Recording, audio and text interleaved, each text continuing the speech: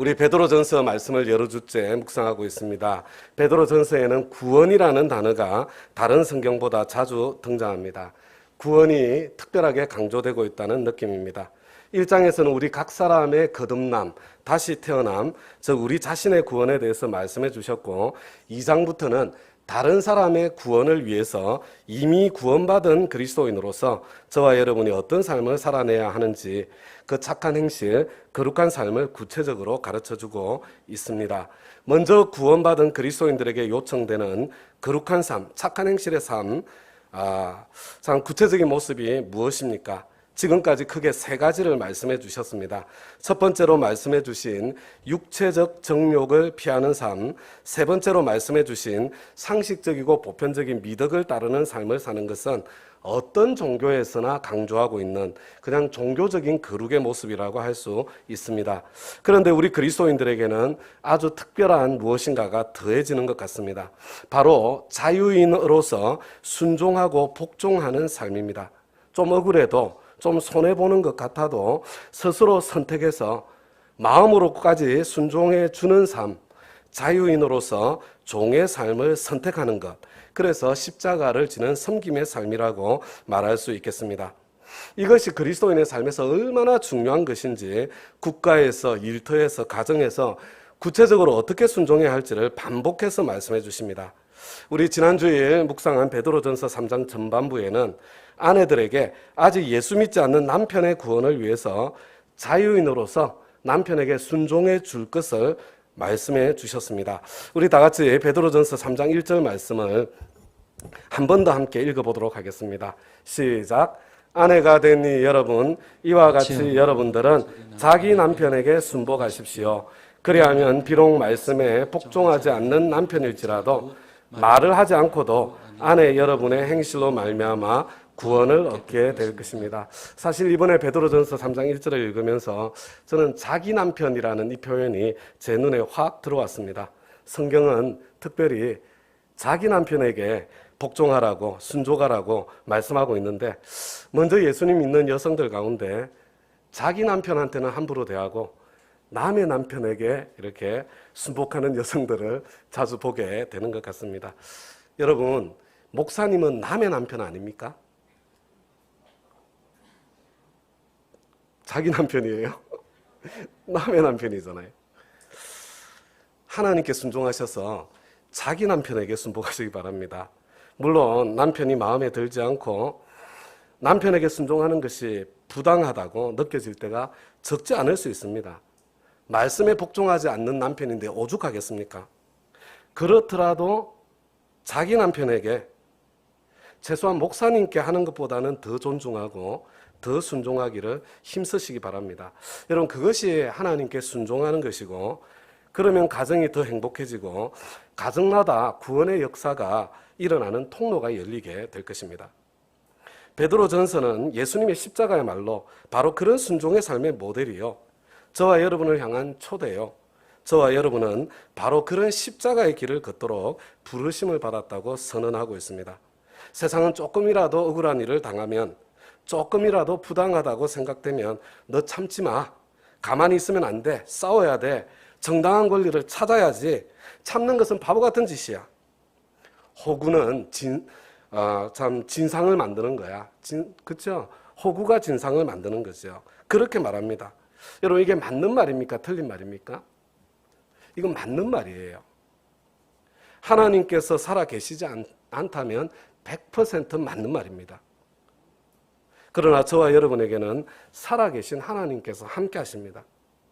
살아계신 하나님께서는 저와 여러분에게 부당하고 억울한 일을 당했을 바로 그때가 저와 여러분에게 주시는 하나님의 기회라고 말씀하십니다. 억울할 때, 부당하다고 느껴지는 바로 그때가 십자가를 바라보고 참고 인내하며 모욕을 모욕으로 갚지 않고 선으로 악을 이겨야 할 때라고 말씀해 주십니다. 다음 가족 여러분, 도대체 무엇을 위해서 우리가 그렇게까지 하면서 살아야 됩니까? 야고보서에서는 그때 예수를 닮는 성장이 이루어진다고 말씀해 주셨는데 베드로전서는 그때에 구원의 문이 열리게 된다고 말씀해 주고 있습니다. 소중한 사람의 구원을 위해서입니다. 타인의 구원을 위해서 그렇게 살아야 한다는 것입니다. 구원은 그런 희생의 대가를 기꺼이 치를 수 있을 만큼 그만큼 소중한 것이라는 뜻입니다. 다 같이 지난주에 읽었던 말씀 베드로전서 3장 15절 개정개혁으로 한번 읽겠습니다. 시작. 너희 마음에 그리스도를 주로 삼아 거룩하게 하고 너희 속에 있는 소망에 관한 이유를 묻는 자에게는 대답할 것을 항상 준비하되 온유와 두려움으로 하고. 저와 여러분이 예수님을 주님으로 모신 삶, 세상과 구별되는 거룩한 삶을 살면 우리 주변 사람들은 저 사람 왜 저렇게 살지 질문하지 않을 수 없습니다. 그러나 대답할 준비가 되어 있지 않으면 질문을 받아도 제대로 대답할 수가 없습니다. 대답할 말을 준비하고 연습해 두어야 합니다. 어떻게 대답할 말을 준비하고 연습할 수 있을까요? 제가 가만히 생각해 보니까 목장 열심히 참석하면 다 해결되는 것입니다. 여러분, 자주 말해보는 것보다 더 좋은 준비와 연습이 없습니다. 목장 나눔에 적극적으로 참여하셔서 대답할 말을 준비하고 연습해 보시기 바랍니다. 그리고 교회에서 소감 발표에 기회가 주어졌을 때 피하지 마시고 하나님께서 주신 대답을 준비할 기회, 그리고 연습할 기회라고 생각하시고 적극적으로 참여하시기 바랍니다. 여러분, 간증은 다른 사람을 위해서 하는 것이 아니라 바로 나 자신을 위해서 하는 겁니다. 이 간증의 시간, 이 자리에 이 수많은 사람들의 시간을 내어드리는 거예요. 특권의 시간으로 내어드리는 거예요. 그런 시간을 포기하지 마시기 바랍니다. 대답할 때는 온유와 두려움으로 대답해야 합니다. 논쟁으로는 복음을 전할 수 없습니다. 여러분, 복음을 전하기 위해서 논쟁한다고 생각해 보십시다. 저와 여러분이 그 논쟁에서 지면 어떻게 돼요? 그럼 진 것입니다. 복음 전해지지 않는 거예요. 저와 여러분이 논쟁에서 이기면 어떻게 될까요? 그러면 상대방이 순순히 예수님 믿던가요? 여러분, 진 쪽은 기분이 나쁘기 때문에 다음에 어떻게 하면 이길까? 이길 궁리를 더 하게 되지 순순히 져주는 경우가 없습니다. 안 믿을 증거만 더 열심히 찾게 되기 때문에 오히려 이전보다 더 나빠지는 경우가 많습니다. 여러분, 이 변정이라는 것은 안 믿는 사람을 위한 것이 아니라 이미 믿는 사람을 위해서 하는 것입니다. 복음 전하는 데는 거의 도움이 되지 않습니다. 여러분, 대답은 언제나 온유와 두려움으로 할 수 있기를 부탁드립니다. 다음 가족 여러분, 구원은 이만큼 중요하고 가치 있는 것입니다. 예수님께서는 십자가를 지시면서까지 구원의 문을 열어주셨고 저와 여러분은 억울함을 참으면서까지 구원의 통로가 되어야 합니다. 여러분, 이렇게 구원이 중요하다면 저와 여러분에게는 정말 안타까운 마음의 질문이 생기지 않을 수가 없습니다. 그러면 예수 안 믿고 세상 떠난 우리 할아버지, 우리 할머니, 우리 아버지, 엄마는 어떻게 되는 거지? 복음 전해지기 전에 세상을 떠난 내가 존경하는 이순신 장군은 어떻게 되는 거지? 복음을 들을 기회조차 없었던 우리 조상들과 부모님의 구원에 대한 질문을 하지 않을 수 없게 되는 것입니다. 타종교 문화권에서 태어나서 예수의 복음을 들을 기회조차 없었는데, 그렇지만 나름 훌륭하고 착하고 멋지게 살았던 수많은 사람들이 있지 않습니까? 그럼에도 불구하고 그들이 구원받을 기회조차 갖지 못하고 지옥에 가야 된다면 그것은 얼마나 안타까운 일이며, 만약에 하나님께서 그렇게 하시는 하나님이시라면 그 하나님을 어떻게 정의로운 하나님이라고 그렇게 말할 수 있겠습니까? 내가 존경하는 사람, 내가 사랑하는 사람, 내 부모님 다 지옥에 있는데 나만 살자고 예수 믿고 천국 간다면 의리 없는 사람 되는 거 아닙니까? 그러니까 나는 천국 가는 대신에 그냥 극락왕생하는 길을 택하는 것이 맞겠다. 여러분, 그렇게 생각하는 분들 적지 않게 있습니다. 복음 전하다가 그런 분들을 종종 만나게 됩니다. 저와 여러분에게 정말 풀기 어려운, 어쩌면 풀 수 없는 숙제입니다. 그래서 하나님께서는 저와 여러분에게 살짝 힌트를 주고 지나갑니다. 우리 지난 주일 마지막으로 읽었던 3장 18절부터 우리 마지막 절까지 다 함께 한번 읽어보도록 하겠습니다. 시작. 그리스도께서도 죄를 사하시려고 단 한 번 죽으셨습니다. 곧 의인이 불의한 사람을 위하여 죽으신 것입니다. 그것은 그가 육으로는 죽임을 당하시고 영으로는 살리심을 받으셔서 여러분을 하나님 앞으로 인도하시려는 것입니다. 그는 영으로 옥에 있는 영들에게도 가셔서 선포하셨습니다. 그 영들은 옛적에 노아가 방주를 지을 동안에 곧 하나님께서 아직 참고 기다리실 때에 순종하지 않던 자들을 말하는 것입니다. 그 방주에 들어가 물에서 구원받은 사람은 겨우 8사람밖에 없습니다. 그 물은 지금 여러분을 구원하는 세례를 미리 보여준 것입니다. 세례는 더러움을 씻어내는 것이 아니라 예수 그리스도의 부활을 힘입어서 선한 양심이 하나님께 응답하는 것입니다. 그리스도께서는 하늘로 가셔서 하나님의 오른쪽에 계시니 천사들과 권세들과 능력들이 그에게 복종하고 있습니다. 여러분 18절을 한번 보세요. 예수님께서 우리 죄를 용서해 주시려고 억울한 십자가를 기꺼이 지고 죽으셨습니다. 저와 여러분의 구원을 위해서였습니다. 그런데 19절을 보시기 바랍니다. 그런데 예수님께서 영으로 옥에 있는 영들에게도 가셔서 구원의 복음을 선포하셨습니다. 다른 번역에는 복음을 전하셨다 이렇게 되어 있습니다. 여러분 도대체 이것이 무슨 말씀입니까?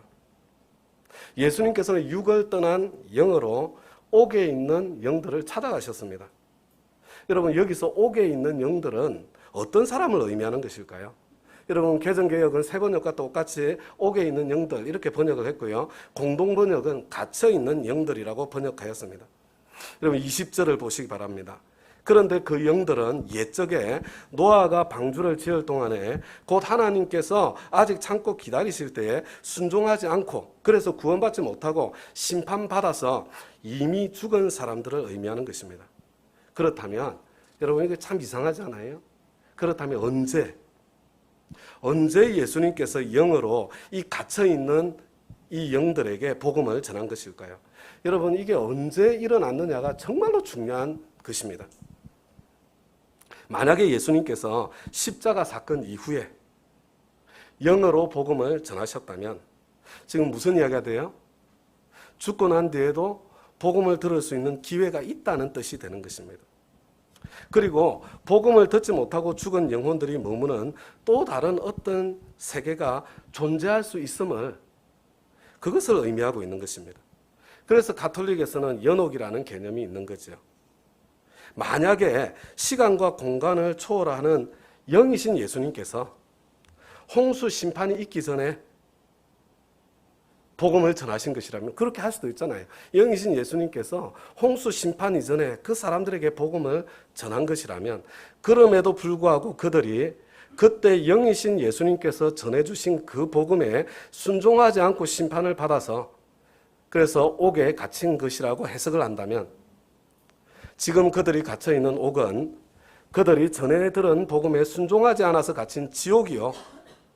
그 당시에 복음을 듣고도 구원받은 사람은 극소수에 불과했던 것처럼 지금도 마찬가지로 복음이 전해지지만 구원받는 사람이 많지 않을 것이다. 그렇게 말씀하시는 말씀이 되는 거예요. 또한 예수님의 십자가 사건 이전에는 그리고 또 어쩌면 십자가 복음이 전해지지 않아서 복음을 들을 기회조차 없었던 사람들에게는 그들을 향한 하나님의 다른 기준, 심하게 말하면 그들을 향해서는 다른 복음이 있을 수 있는 가능성을 열어주게 되는 것입니다. 여러분 어느 쪽이 옳은 해석일까요? 여러분 어느 누구도 이것이 무엇을 의미하는지 정확하게 알지 못합니다. 그래서 이 구절을 난해 구절이라고 하고 아무도 설명을 하지 않으려고 하는 거죠. 그러나 우리는 몇 가지 분명한 사실을 알 수 있습니다. 첫째는요, 우리의 삶은 죽음으로서 끝나지 않는다는 것입니다. 둘째는요, 우리보다 더 공의로우신 하나님께서는 우리가 알지 못하는 공정한 하나님 당신의 방법을 가지고 계시다는 거예요. 우리는 모르지만 하나님의 공정한 방법이 있습니다. 복음을 듣지 못하고 죽었던 수많은 영혼들은 어떻게 되는 것일까요? 복음을 들었지만 복음을 거절하고 죽은 영혼들은 어떻게 될까요? 그들에게는 다시는 기회가 없는 것일까요? 여러분 알 수 없습니다. 성경은 거기에 대해서 명확하게 말씀해 주지 않고 있습니다. 여러분 그럴 때는요, 성경이 헷갈리고 성경이 명확하지 않을 때는 여러분 이 성경을 내 논리에 가두려고 노력하지 말고요. 그냥 모르겠다고 말하는 편이 훨씬 더 겸손하고 지혜로운 것입니다. 공정하시면서도 사랑이신 하나님께서 가장 공정하고도 가장 은혜로우신 선택을 하지 않으시겠습니까? 그냥 하나님 믿어드리고요. 내가 모르는 영역이니까 아는 것처럼 떠들지 말고 하나님 믿어드리세요. 그리고 주님께서 하실 일은 주님께 맡기고 저와 여러분은 내가 해야 할 나의 길을 걸어가야 하겠습니다. 먼저 내가 복음을 전해 들었다면 나는 복음에 순종해야 하겠습니다. 하나님께서 은혜로 선물로 주시는 구원을 거절하는 그런 어리석은 선택을 해서는 안 되겠습니다. 그리고 내 가까이에 있고 내 힘이 미치는 소중한 사람들의 구원을 위해서 하나님께서 그들을 찾아가시는 날에 그들이 선물로 주시는 구원을 기꺼이 받을 수 있도록 저와 여러분은 하나님의 자녀다운 삶, 착한 행실의 삶, 거룩한 삶을 힘써 살아가야 하겠습니다. 여러분, 그런 삶이 구체적으로 어떤 모습이라고요? 다 같이 베드로전서 4장 1절부터 3절까지 말씀을 읽어보겠습니다. 시작. 그리스도께서는 육신으로 고난을 받으셨습니다. 여러분도 같은 마음으로 무장하십시오. 육신으로 고난을 받은 사람은 이미 죄와 인연을 끊은 것입니다. 이제부터는 육신으로 살아갈 남은 때를 인간의 욕정대로 살지 말고 하나님의 뜻대로 살아야 합니다.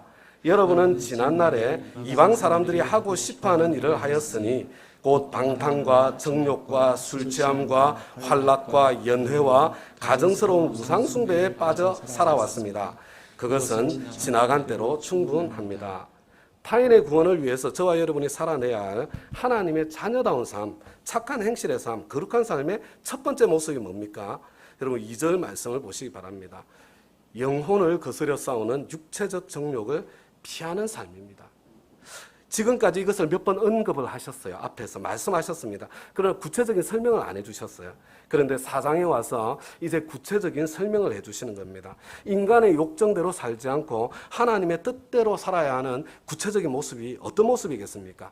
우리 한 장 넘겨 3절 말씀을 보시기 바랍니다. 곧 방탕과 정욕과 술취함과 환락과 연회와 가정스러운 우상숭배에 빠져 살아왔습니다. 그것은 지나간 때로 충분합니다. 여러분 공동번역으로는 제가 밑에 넣어드렸잖아요. 이렇게 되어 있습니다. 곧 방탕에 빠지고 욕정에 흐르고 술에 취하고 진탕 먹고 마시고 떠들어대고 가정한 우상숭배를 일삼았으니 그만하면 족하지 않습니까? 여러분 세상은 뭐라고 이야기를 해요? 한 번밖에 없는 인생, 덧없는 인생, 먹고 마시자, 즐기고 누리자 그렇게 말하지요.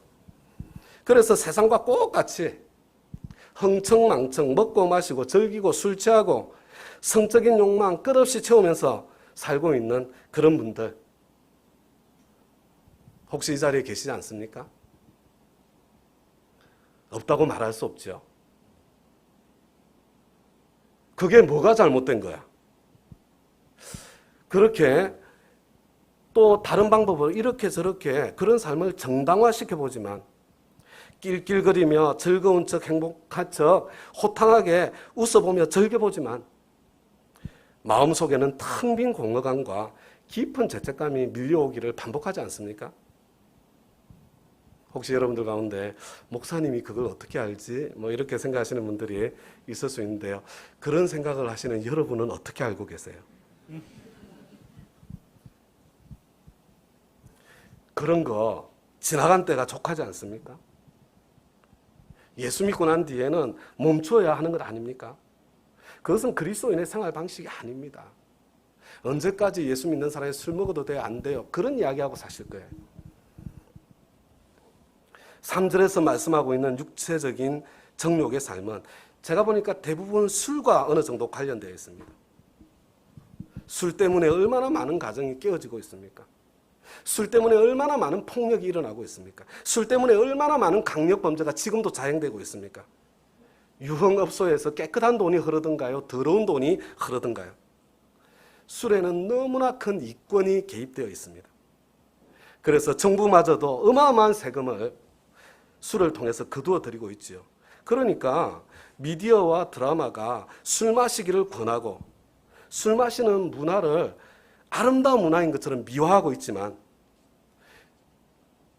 그것 때문에 이렇게 수많은 아픔과 고통이 있음에도 불구하고 아무도 거기에 대해서 목소리를 내지 않는 것이 현실입니다. 기독교라는 종교 때문에 술을 끊어야 하는 것이 아니라 여러분 건강 때문에 끊어야 되고 가족 때문에 끊어야 되고 다른 사람을 사랑하고 배려하는 마음으로 여러분 술 문화가 아니라 새로운 놀이 문화를 만들어내야 될 사명이 저와 여러분에게 있는 거예요. 우리 믿음의 선배들은 나라를 사랑하는 마음으로 술을 끊었습니다. 하나님을 섬기는 신앙이 바로 그 삶을 살 수 있도록 도와준 거죠. 나는 교회 다녀서 술 못 마셔요. 여러분 그런 말 하지 마시기 바랍니다. 교회에 대한 반감만 키우는 말이에요. 여러분 내가 술을 마시지 말아야 될 진짜 이유가 너무나 많습니다. 그 진짜 이유를 말해 주어야 돼요. 그리고 이번 코로나19를 계기로 여러분 혹시 지금 그렇게 살아오신 분 계시다면 이 코로나19를 계기로 완전히 그런 삶을 청산하시길 부탁드립니다. 왜 우리는 인간적 욕망, 육체적 정욕을 따라서 살아서는 안 됩니까? 여러분 1절 말씀을 다시 보세요. 예수님께서 육신의 고난을 받으셨기 때문이라고 말씀하십니다.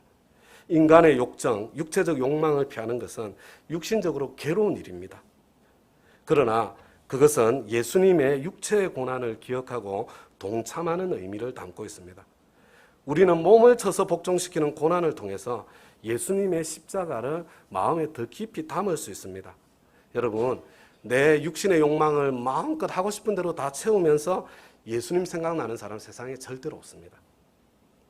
계속해서 우리 4절 말씀을 한번 읽어보겠습니다. 시작. 그들은 여러분이 자기들과 함께 그런 지나친 방종에 빠지지 않는 것을 이상히 여기면서 여러분을 비방합니다.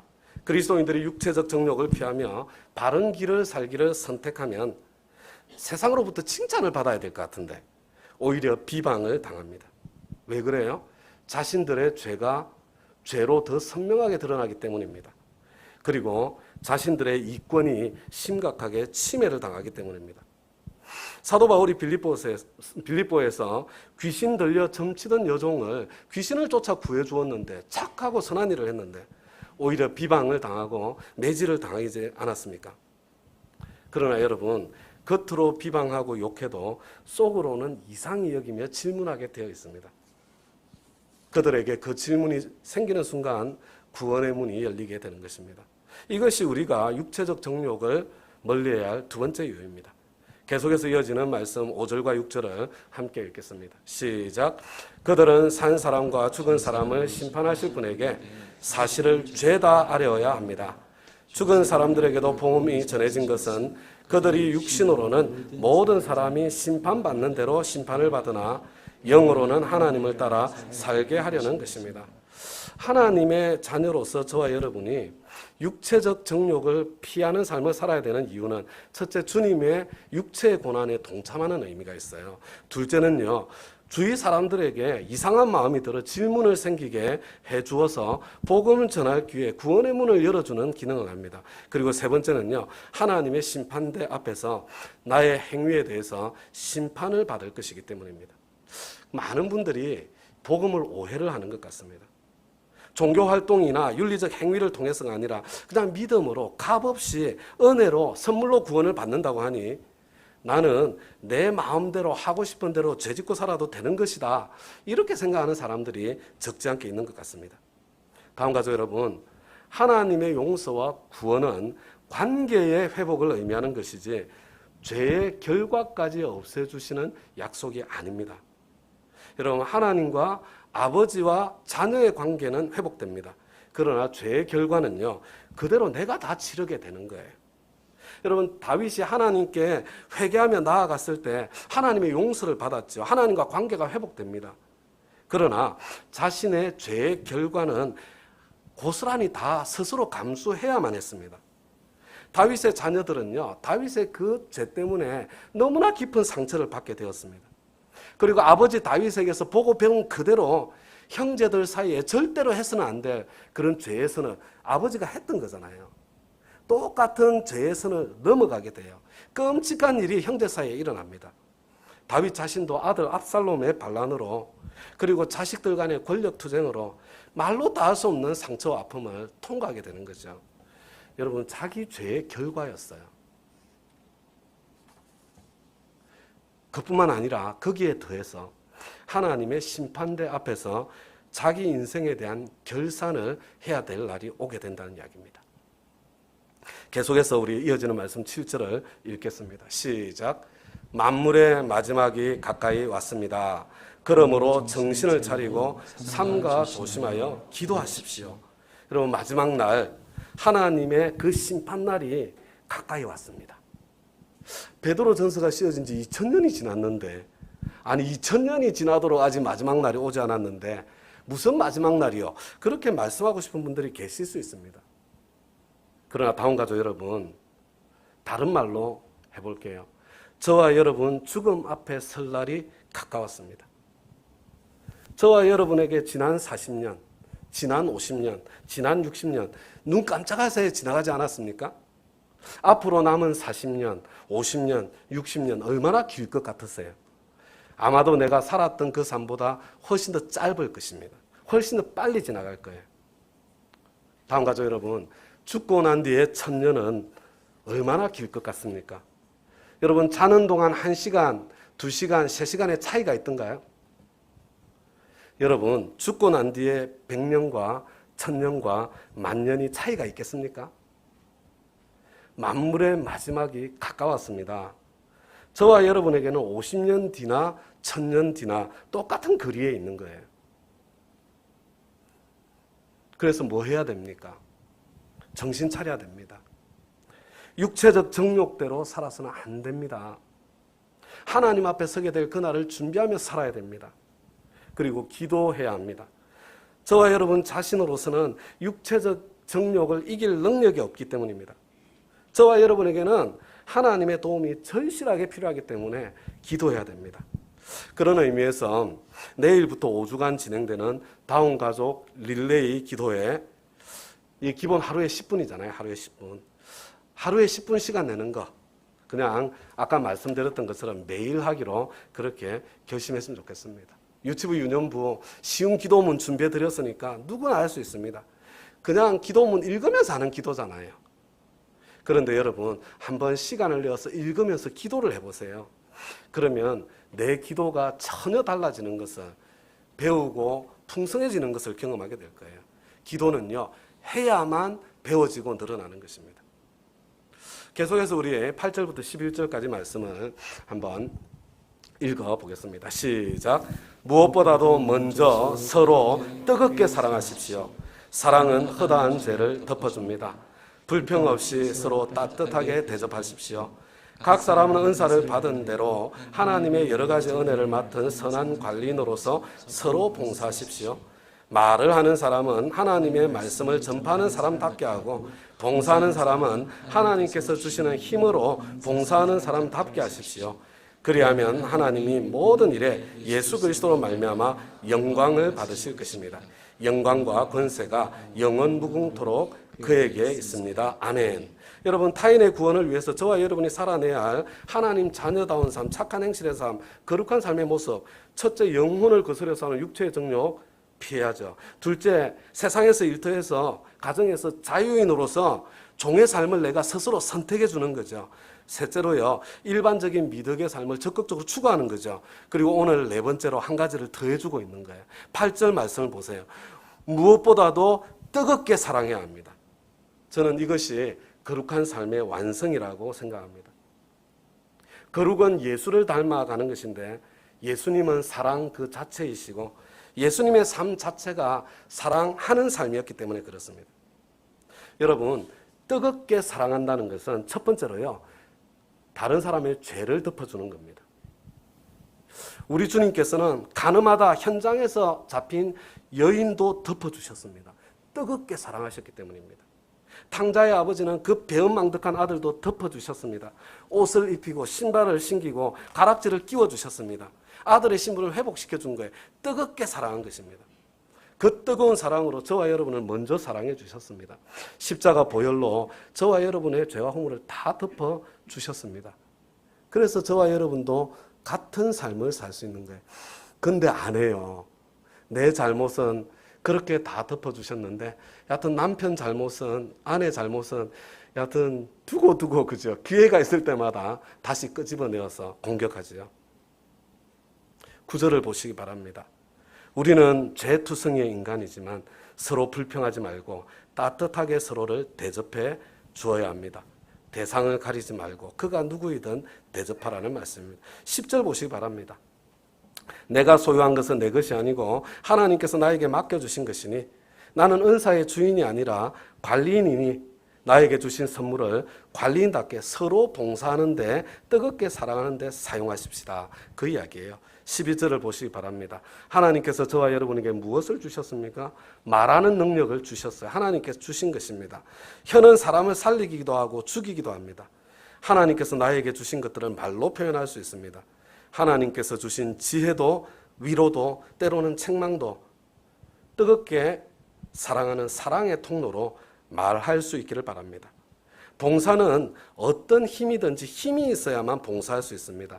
이렇게 힘 없는 사람은 봉사를 못하는 거예요. 근데 돈의 힘이든 체력의 힘이든 재능의 힘이든 지위의 힘이든 시간의 힘이든 하나님께서 나에게 맡겨주신 것이니 주님의 뜻을 따라 그것을 가지고 서로 봉사하십시다. 다시 8절 다시 한번 보시기 바랍니다. 그런데 이것을 먼저 하라고 말씀하십니다. 먼저 해라. 누가 먼저 시작해야 될까요? 누군가 악을 악으로 갚는 악순환의 고리를 끊고 악을 선으로 갚아서 선순환의 실마리를 누군가 먼저 만들어야 되는데 여러분 누가 먼저 시작할 수 있겠습니까? 예수 안 믿는 내 배우자가 먼저 시작할 수 있겠어요? 하나님의 사랑을 먼저 받은 저와 여러분이 그거 먼저 시작해야 되지 않겠습니까? 그리고 이것을 서로 하라고 말씀하십니다. 먼저 서로 뜨겁게 사랑하라. 저와 여러분은 일방적으로 계속해서 먼저 사랑할 수 있는 존재가 아니기 때문입니다. 저와 여러분도 사랑받아야 하는 연약한 존재이기 때문에 그렇습니다. 누군가 천국과 지옥은요, 가서 보면 똑같이 생겼대요. 천국과 지옥에 가보면 그냥 진수성찬 잔치상이 쫙 이렇게 차려서 있다고 이야기를 합니다. 그런데 한 가지 차이가 뭐냐면요, 이 천국과 지옥에 가면 팔이 굽혀지지가 않는데, 팔이 진수성찬이 쫙 펼쳐져 있는데, 그러니까 어떻게 해요? 먹을 수가 없는 거예요. 진수성찬이 펼쳐져 있는데. 근데 천국에서는요, 서로 먼저 서로 상대방에게 떠먹여주니까 너도 먹고 나도 먹고 천국의 기쁨이 흐른다고 합니다. 그런데 지옥에서는요, 서로 먼저 자기가 먹으려고 하니까 돼지처럼 얼굴을 음식에 처박아야 되고요. 그 진수성찬이 난장판이 되고 쓰레기 더미가 되고 만다는 거죠. 먼저 서로 뜨겁게 사랑하면 천국이 펼쳐지게 되어 있습니다. 천국을 보여주게 되어 있습니다. 그런 공동체를 만나면 예수를 믿고 싶어지게 되어 있습니다. 하나님께서 영광을 거두시고 구원의 문이 열리고 또 성장의 문도 열리게 되어 있습니다. 근데 우리는 이미 우리 집에서 천국도 경험하고 지옥도 경험하지 않습니까? 우리는 이미 목장 안에서 천국의 아름다움을 경험하면서 여기까지 오지 않았나요? 자, 이제 오늘 마지막으로 12절부터 19절까지 함께 읽도록 하겠습니다. 시작. 사랑하는 여러분, 여러분을 시험하려고 시련의 불길이 여러분 가운데 일어나더라도 무슨 이상한 일이나 생긴 것처럼 놀라지 마십시오. 그만큼 여러분은 그리스도의 고난에 동참하는 것이니 기뻐하십시오. 그러면 그의 영광이 나타날 때에 여러분은 또한 기뻐 뛰며 즐거워하게 될 것입니다. 여러분이 그리스도의 이름으로 모욕을 당하면 복이 있습니다. 영광의 영, 곧 하나님의 영이 여러분 위에 머물러 계시기 때문입니다. 여러분 가운데 아무도 살인자나 도둑이나 악을 행하는 자나 남의 일을 간섭하는 자로서 고난을 당하는 일이 없도록 하십시오. 그러나 그리스도인으로서 고난을 당하면 부끄러워하지 말고 도리어 그 이름으로 하나님께 영광을 돌리십시오. 하나님의 집에서부터 심판을 시작할 때가 되었기 때문입니다. 심판이 우리에게서 먼저 시작되면 하나님의 복음에 순종하지 않는 자들의 마지막이 어떠하겠습니까? 의인도 겨우 구원을 받으면 경건하지 않은 자와 죄인은 어떻게 되겠습니까? 그러므로 하나님의 뜻을 따라 고난을 받는 사람은 선한 일을 하면서 자기 영혼을 신실하신 조물주께 맡기십시오. 자, 12절입니다. 다음과 같이 여러분, 저와 여러분이 거룩하게 살고 선한 일을 하고 있는데도 불구하고 차별과 박해를 당할 수 있습니다. 부당한 대우를, 억울한 일을 당할 수 있습니다. 시련의 불길이 저와 여러분 가운데 일어날 수 있습니다. 어떻게 하시겠습니까? 하나님 없는 사람처럼 내 이익을 지키기 위해서 맞서 싸우시겠습니까? 이익 집단처럼 그렇게 나서야 되겠습니까? 아닙니다. 13절입니다. 이상한 일 당하는 것처럼 생각하지 말고 주님의 고난에 동참할 기회를 주신 것이니 기뻐야 합니다. 그의 영광이 나타날 때에 하늘에서 저와 여러분의 상이 크기 때문입니다. 14절입니다. 예수의 이름 때문에 모욕을 당하면 복이 있습니다. 모욕을 모욕으로 갚아서는 안 됩니다. 선으로 악을 이기는 것이 그리스도인의 삶입니다. 먼저 뜨겁게 사랑해서 선순환의 실마리를 열어야 합니다. 15절입니다. 죄 때문에 고난을 당한다면 그것은 당연한 것입니다. 그런 고난은 십자가가 아닙니다. 16절입니다. 그러나 그리스도의 이름으로 나는 선하게 거룩하게 살고 있는데 예수님 때문에 고난을 받는다면 당당하게 그것을 자랑하십시오. 우리 가운데도 예수님 때문에, 그죠? 신앙 때문에, 특별히 음주 가무 그들과 함께 그렇게 방탕하게 즐기지 않는다고, 육신의 정욕을 그들과 똑같이 추구하지 않는다고, 사업할 기회, 투자할 기회, 돈 벌 기회 날려버리고 내 실력에 비해서 가난해 보이는 그런 분들 우리 가운데도 있습니다. 예수님 때문에 취업할 기회, 승진할 기회를 잃어버리고 그래서 내 능력에 비해서 초라해 보이는 그런 삶의 자리에 서 계신 분들 우리 가운데도 있어요. 여러분, 그런 분들 세상이 뭐라고 하시든 당당하시기 바랍니다. 하나님께서 잊지 않고 기억하고 계십니다. 하나님께서 갚아주실 거예요. 우리도 그런 분들을 세상과 타협해가지고 뭐 좀 폼 나는 그런 자리에 있는 분들보다요, 좀 그런 분들 오히려 더 존중하는 그런 공동체가 되었으면 좋겠습니다. 이제 오늘 설교를 마무리하겠습니다. 다음과 같이 여러분, 저와 여러분의 구원은 너무나 소중한 것입니다. 너무나 가치로운 것입니다.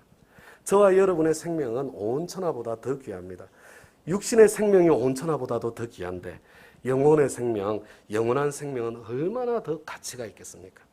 그래서 하나님의 아들이신 예수님께서 그 억울하고 부당한 십자가를 기꺼이 참으시고 구원의 문을 열어주신 것입니다. 그리고 이미 구원받은 저와 여러분을 타인의 구원을 위해서 바로 그 십자가 지는 삶으로 초대하고 계신 것입니다. 첫째, 육체적 정욕을 피하는 삶. 그죠? 특히 오늘 음주에 대해서 좀 확실하게 태도를 결정하시기를 부탁드립니다. 이번 코로나19를 계기로 여러분 그것을 완전히 좀 끊어내버리시기를 부탁을 드려요. 둘째로 자유인으로서 종의 삶을 선택하는 것. 특별히 오늘요, 자기 남편에게 순종하기를. 어떤 자기 남편이에요? 하나님의 도에도 복종하지 않는 자기 남편이에요. 그런 남편에게도 순복하래요. 여러분, 반대도 마찬가지입니다. 좀 엉뚱한 데 말고요, 자기 아내를 사랑하고 존중하기를. 좀 자유인으로서 종의 삶을 선택하고 결정하는데 집에서 먼저 해야지, 엉뚱한 데서가 아니라 그것을 먼저 선택하시길 부탁드립니다. 셋째, 일반적인 미덕을 추구하는 삶. 당연히 그렇게 살아야죠. 그리고 오늘 넷째, 마지막으로 먼저 서로 뜨겁게 사랑하는 삶.